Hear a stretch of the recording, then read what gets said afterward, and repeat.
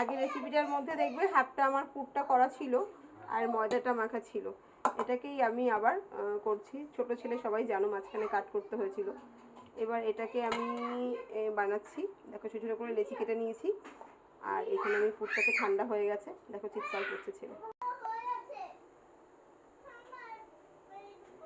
দেখো এটাকে আমি দিয়েছি, পুরটাকে দিয়ে বা এটাকে দিয়ে আমি কভার করব। দেখো এই একটা চন্দ্রকলা তৈরি করে ফেলেছি। তোমাদেরকে আবার দেখাচ্ছি।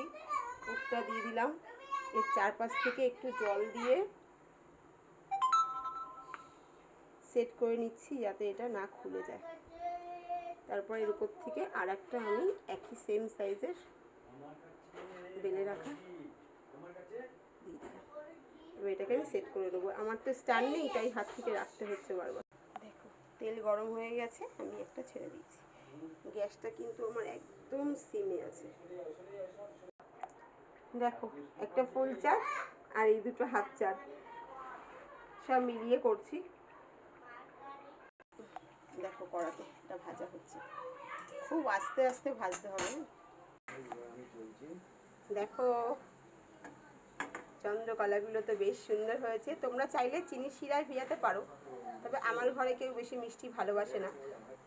এর মধ্যে মিষ্টি দেওয়াই আছে, ওই জন্য আর মিষ্টি আমি দেবো না।